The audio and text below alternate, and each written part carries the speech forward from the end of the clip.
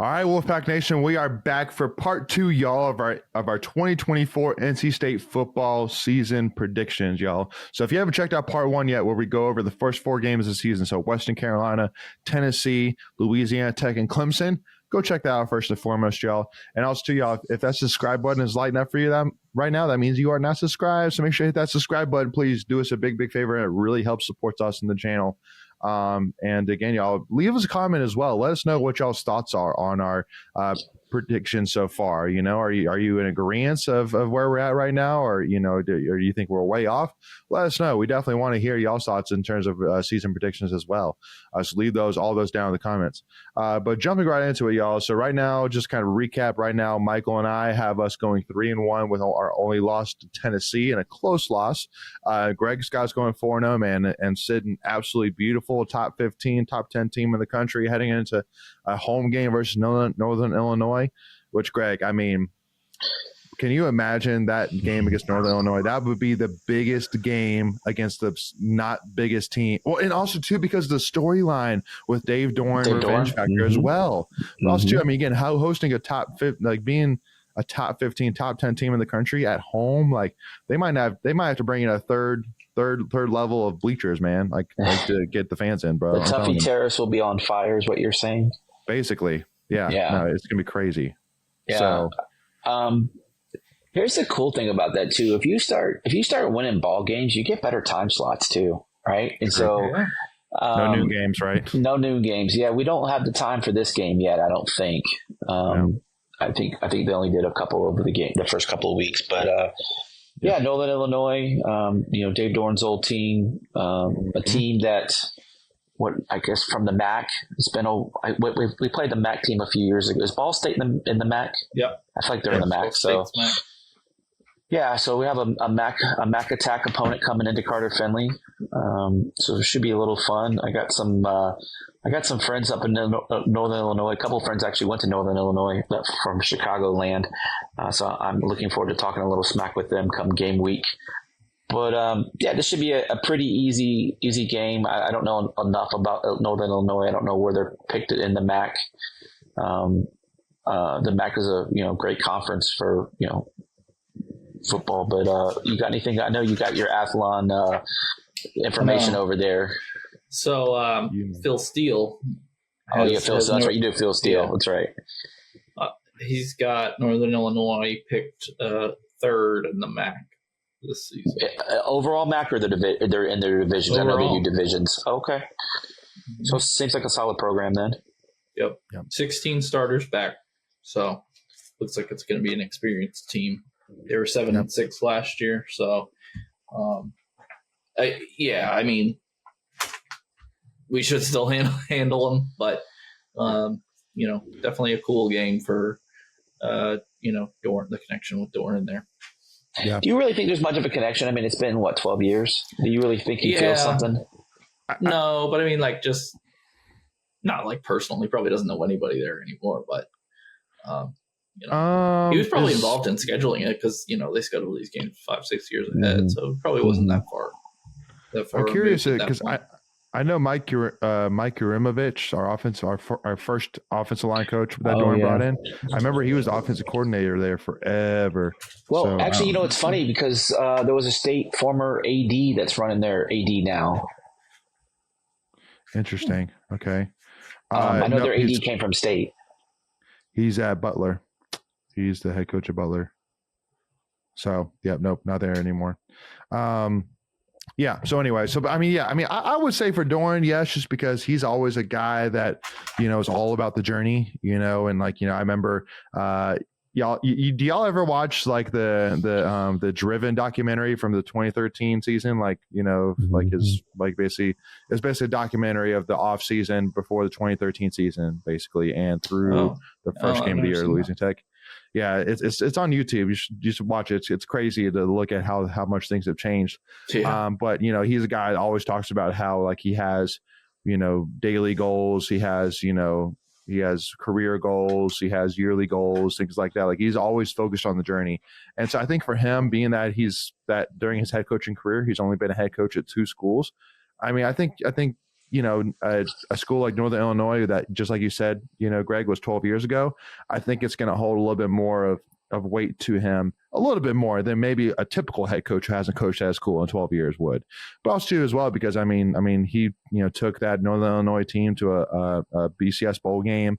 So I mean he had a lot of success there at Northern Illinois in his 2 years. So a lot of great memories, I guess what I'm saying, not memories that he's like trying to just flush away and get rid of, if that makes sense. So right. Yeah, I think there'll be a lot of emotion there for sure, but yeah, not enough where it's like kind of a heartfelt necessarily stuff. But I guarantee you that week of that Doran's going to get about over under 237,000 questions about his playing his old team. He's going to get so many questions. Too many. Oh yeah, no, exactly. Way too many. I think Northern Illinois between Louisiana Tech and Western Carolina is actually going to be our toughest game. That's just more because with Northern Illinois, they have typically had a last year they really had a strong running game, and this year they return their star running back in Ontario Brown, who ran for over 1,300 yards last year with 10 touchdowns. So he's a strong performer for sure. So and he's also got an Iowa transfer, Gavin Williams, as well. So again, two good running back options. Defensively, defensive line's very weak, but secondary is strong enough that just watch out. Let's see what happens here. So we'll see. But yeah, just like Michael said, I'm not really necessarily worried about this game. But this is a game that, unlike Western Carolina and Louisiana Tech, I think it might take a quarter or so to kind of break through a little bit enough. So, and also too, is there going to be a little bit of hangover effect from Clemson? Right. So that's the other question. So pretty, easy win, but not as easy as the other two. Any other thoughts there, Greg, Michael? Yeah, I would agree. This is probably out of the three, outside of Tennessee, the other three non-conference games, this will probably be the toughest one. Yeah.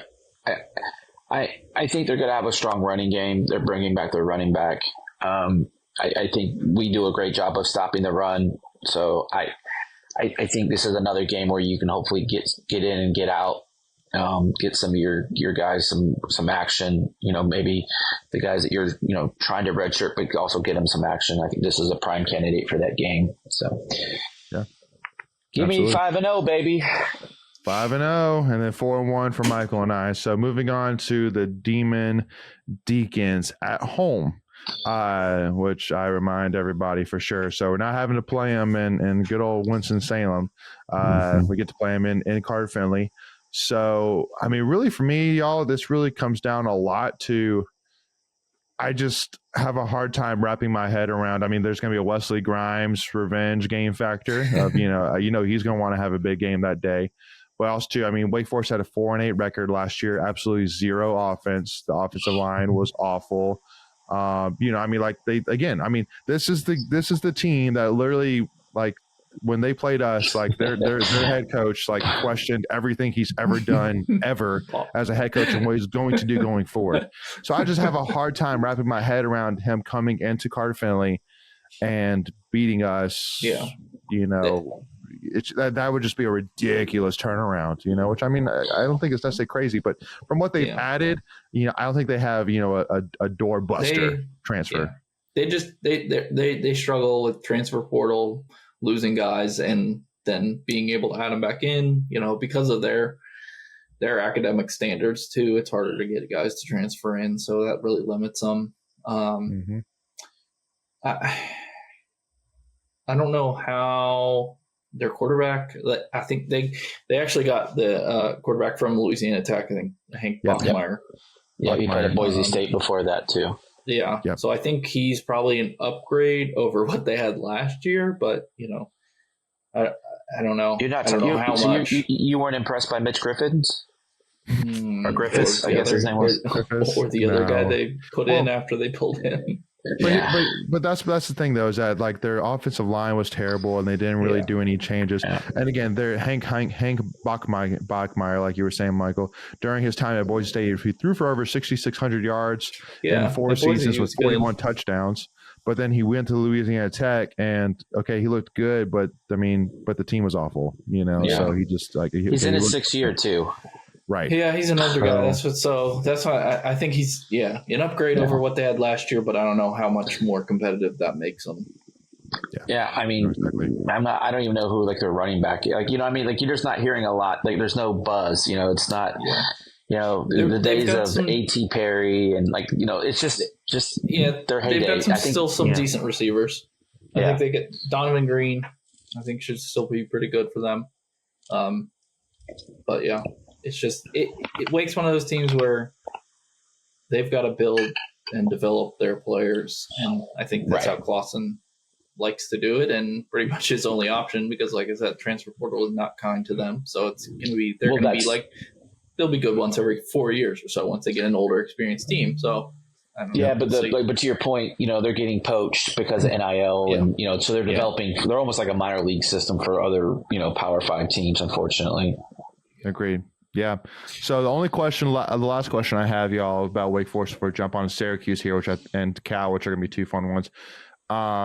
If Wake Forest doesn't have a winning season, do you think that Clausen's on the hot seat?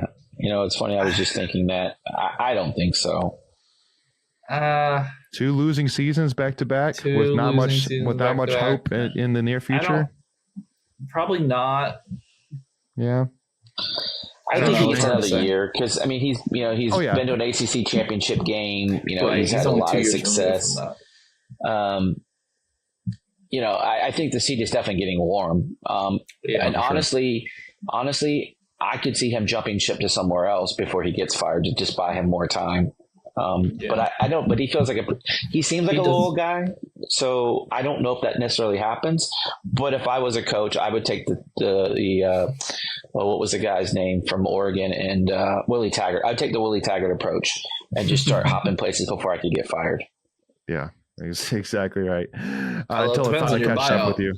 Some of those buyouts are crazy, so you might want to get fired. Well, and that's the other interesting thing. That's the other interesting thing too, though, as well, is that with Wake Forest being a private school, we don't know what Clausen's contract is like. So he could be getting paid he could have the biggest contract in all of college football right now. We don't even know about it. He definitely got a big. Yeah, obviously the numbers weren't public, but he definitely got a big bump after that ACC championship game, and rightfully so. Yeah, rightfully so, but it's been tough since then.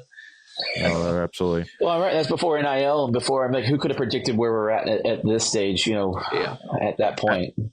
Just to prove the point, y'all. Just to prove the point in terms of where Wake Forest football is.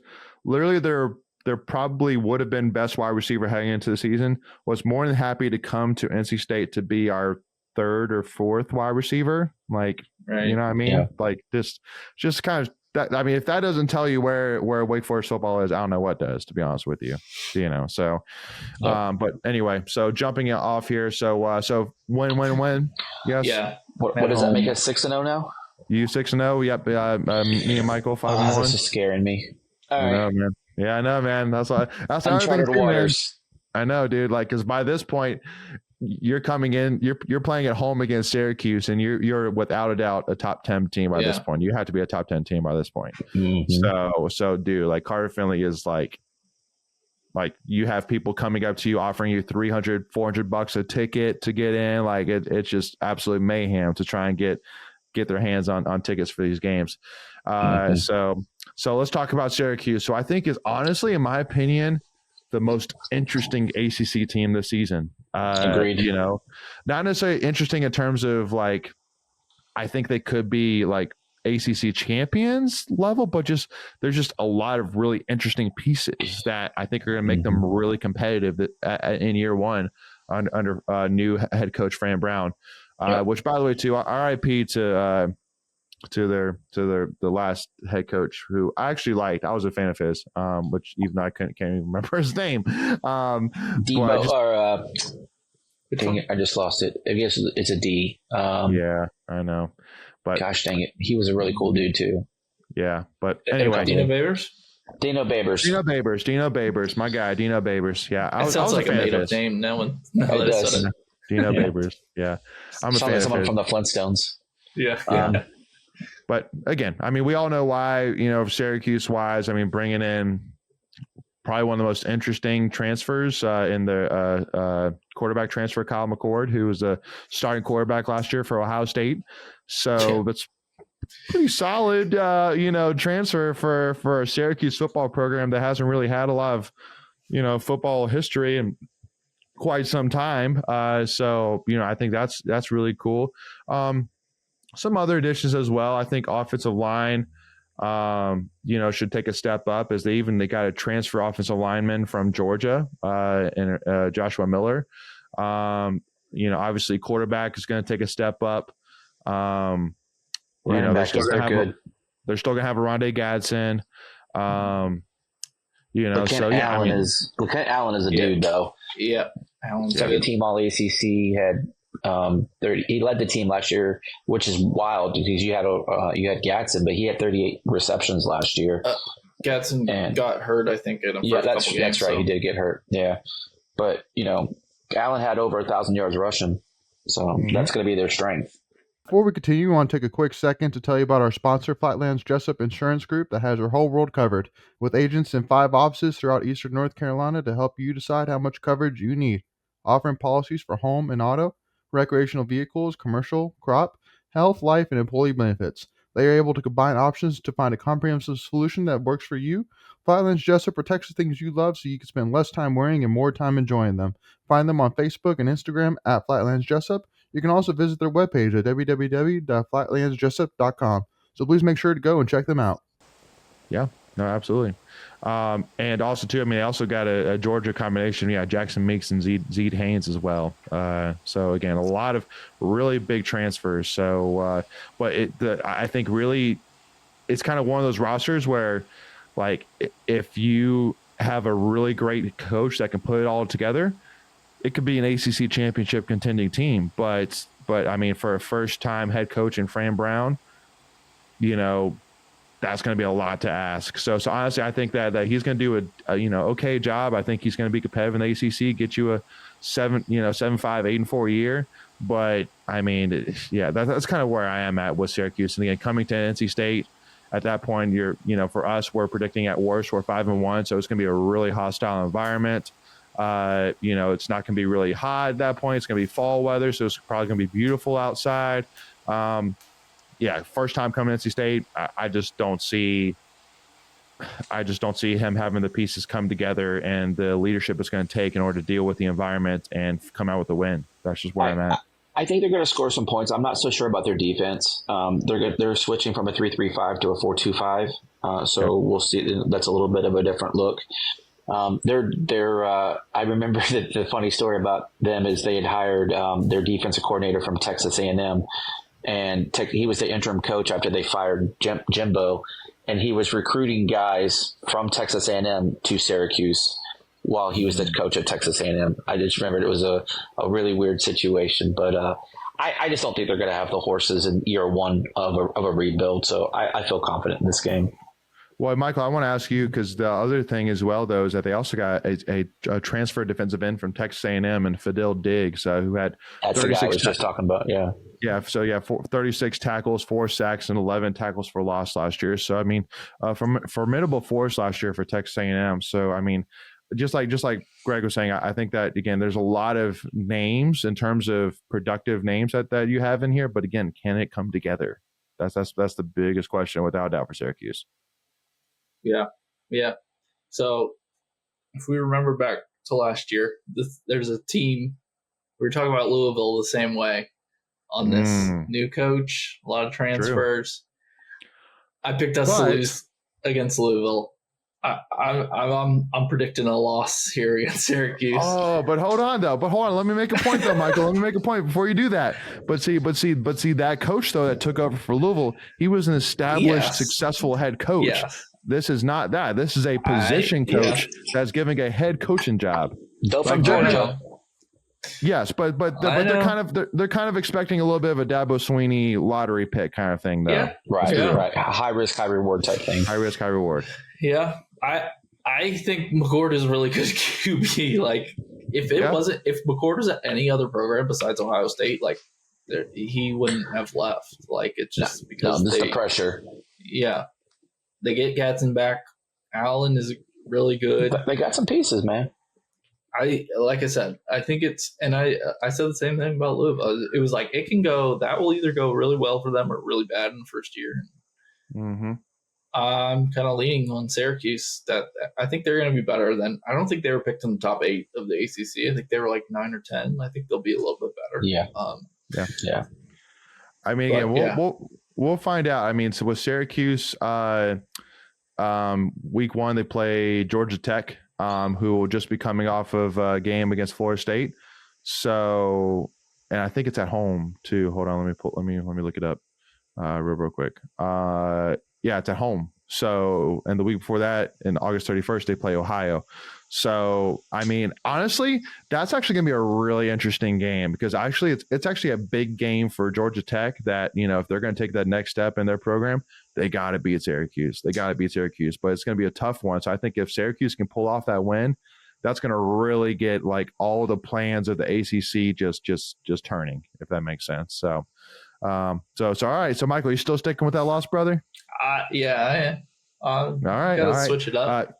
There's, everybody to look to the schedule, dissect the schedule, and everybody's picked out the same games that, are wins, and then which ones could be losses. So, and it's never exactly what we think. So that I always try and go, off the beaten path, which unfortunately means a loss to Syracuse for me. Yeah. A lot unfortunate. Now, Greg, I do want to throw one thing out there too for you before you give us your win-loss prediction, but they actually have to play at UNLV the week before, which you might say, well, why does that matter? Well, they have to go. That's pretty far out west, to go, and then have to come back, practice, and then go down all the way to Raleigh to play us as well. So, I mean, a little bit of jet lag there. I mean, at that point, they'll played, that'll be their 4th straight game, before playing us. So, thoughts? Yeah, I like us to go 7-0. I think I feel what you're saying, Michael, because I was I have us losing an ACC game, but this isn't the one. So I think if this game were reversed and up in Syracuse, I would give us a loss. I mean, that's a house of horrors for us, but we've done really well against Syracuse at home. I can't remember the last time, honestly, that Syracuse beat us at home. With the no divisions going away, this will be the last time. 2013. Okay, so it's been a minute. We've been pretty successful. So this will be one of the last times we play Syracuse in a while now, with the no divisions going away, or with the divisions going away and the no annual game. But I think we get them this year. Yeah, absolutely. Yeah, no, for me, I just like I basically alluded to. I mean, I'm going to give us a win. Just again, playing at State. That's the win. If it was at Syracuse, it would be probably a win, but just by the hair of my chinny chin chin. But anyway, though, so and then also the jet lag. How's that going to come in? So again, like if Fran Brown's going to come to NC State and win, he's going to have to earn it. He's going to have to really earn it. He's going to really have to prove himself as a really good head coach if he's going to pull that off. So. All right, so let's wrap it up here with Cal, baby, having to do the trip all the way across the states of United, and having to play Cal, which even ESPN actually has us as a slight underdog for, which I think is very, very fascinating. And I'm actually trying to take a look right now because I think that's October 12th. So let me see. No, it should be the 20th, 19th or 20th. Okay. It's 19th. All right. So no line out for that yet, for that game. But again, I think, really for this game, I think this is kind of going to be where Doran proves himself that, just like we were saying about can Fran Brown, get his guys together, because this is going to be the furthest we've ever had to go, not a bowl game. So, and this will be the first time we've ever had to do this, have to travel this far for a non-bowl game. So I think, this is where your operations team is really going to have their stuff together, making sure that the schedule works out nicely so that way the guys can get there, get rid of some of that jet lag, get them refreshed, ready to go. So that way, gosh forbid if we have to play a 7 p.m. game in Cal, which is 10 p.m. Eastern time, you got to make sure they're ready to go. So, and just like we were saying, they're coming off of a hard fought game against Syracuse and then having to travel across the country to play Cal. it's going to be a challenge for sure. And Cal's definitely not a team to sleep on whatsoever. I think that offensively they should be looking pretty good. But as they're returning their quarterback in Fernando Mendoza, the transfer portal was definitely big for them, adding 2 transfer wide receivers and Tobias Merriweather from Notre Dame and Mikey Matthews from Utah. So they'll have some veteran wide receivers. So it's definitely not going to be a cakewalk. I see this being a really close game. So, Greg, thoughts here about the Cal game? Yeah, the one person you didn't mention is Jaden Knott, who's had over 1,300 rushing yards last year, and I fully expect him to be a first-team All-ACC member. And to your point, other than the 2 games that we've already mentioned with Clemson and Tennessee, I think this is going to be our next hardest game in the lineup. And if you're ready for a prediction, this is where I give us our loss. I just think it's a lot to ask. Can we go out there and win? Absolutely. I think our talent is better than them. But for all the reasons you mentioned, I think it's a tall task. It's not easy. No, it's not like when you're going out for a bowl game, you're out there for a week or so your body gets adjusted. There's just a lot to be had. You're probably doing a walkthrough on Thursday before you fly out, and then because I would assume you're going to fly out Thursday. I can't imagine you flying out Friday for that game. No, I don't think they fly out earlier and practice all week in California. No, they're not going to be allowed to do that. This isn't the NFL. Unfortunately. Yeah, I think if I had to guess, they would probably fly out Thursday around lunchtime or whatever. And then again, I don't know the NCAA rules, so I may be completely off on this. Yeah. But not an easy task. I don't think either going out or coming back, going coast to coast trips. That's that. Even NFL guy, the win percentage isn't great even for the NFL, and those guys are professionals. And so yeah, I give us a loss here. Yeah. And one interesting schedule tidbit, which I'll give you, Michael, before you give us your prediction. So basically on September 28th, they have a bye week, and then they have to play Miami at home, go to Pitt, and then come back home and play us. So 2 tough games before playing us, having to play at home, go all the way across the country to Pitt, and then coming back to play us. So, what's your thoughts? Yeah, that kind of nullifies it. Yeah. What's your thoughts, Michael? Yeah, I think I'm giving a win here. So you better, because you're running out of places where you could give us a loss and we'd still be good. In my scenario, right, we're coming off a loss at home to Syracuse, so I think that this is it'll definitely be tough. That travel is crazy. It'll be 8 weeks without a bye. That's the other thing, right? Yeah, and a long season. It's really like a mini season within the season. 8 games. So I think it will be tough just because of those factors. But I'm going with the win here. I think we do have more talent than them outside of probably the running back Jaden Knott. But I think Cal will be a little bit better than kind of being projected as well. I agree. Yeah. Right now their win total is at 6.5, which is too low. Yeah. Well, but keep in mind, so they have to play at Auburn, at Florida State. They also have to play Miami, us, Oregon State, at Pitt, at SMU, Syracuse, and at Wake Forest. Auburn's not good. Schedule. Yeah, but Auburn's not that good. But at Auburn, though. Yeah, at Auburn. Auburn's not. Yeah. It's not a great Auburn team. Fair enough. But yeah, so I mean, really for me, this is a tough one because I just like you, Greg. I totally see this being the game. Just that this is our 8th game back to back. A lot of little injuries. I think you're gonna have a lot of nagging little things with guys. Yeah. Yep. No, I agree. So I think it's going to be tough. But again, also quarterback wise, I think we're going to have to clear, assuming that Grayson's healthy, we should have the clear edge at quarterback, which is going to be a huge thing. Also, too, environment wise, I mean, playing at Cal isn't necessarily an environment that I'm necessarily scared of. No, their fans come dressed as empty seats, so it should be pretty easy there. Exactly. So again, this is gonna be really tough for me, but I'm gonna assume that what's screaming at me right now is my heart. Go with your gut. Therefore, I'm going to go with my gut a little bit. I'm going to go with the loss here. Yeah, I'm going to go with the loss here.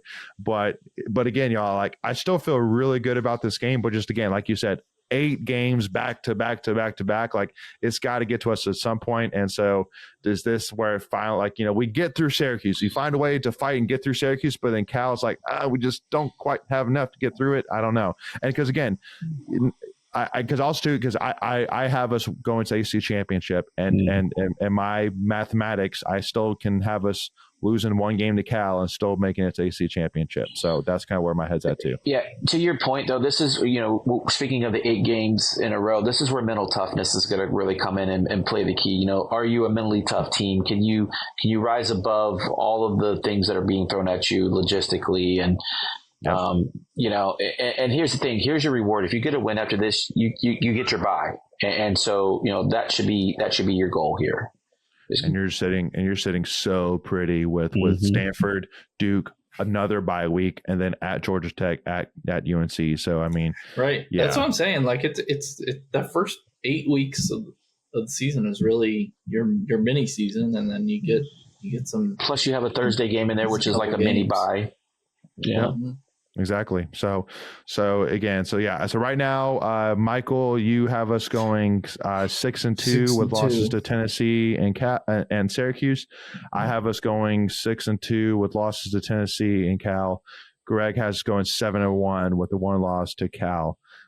So I mean, I think these are all pretty good predictions right now in terms of, I think it's fair. Let's put it that way, and I think that it's a good bar where if we do less than this, then I'm not really happy. But if we do more than this, watch out. So anyway, y'all, so again, that we'll pause there for part 2 and we'll pick back up in part 3 where we wrap up with these last 4 games with Stanford, Duke, Georgia Tech, and UNC, y'all. So make sure, again, to tune in for part 3 to make sure you do not miss on that. First of all, if you haven't hit that subscribe button yet, and it's lighting up for you right now, that means you're not subscribed. Hit that button right now. Smash it, actually. And also to hit that subscribe button. Hit that notification bell as well.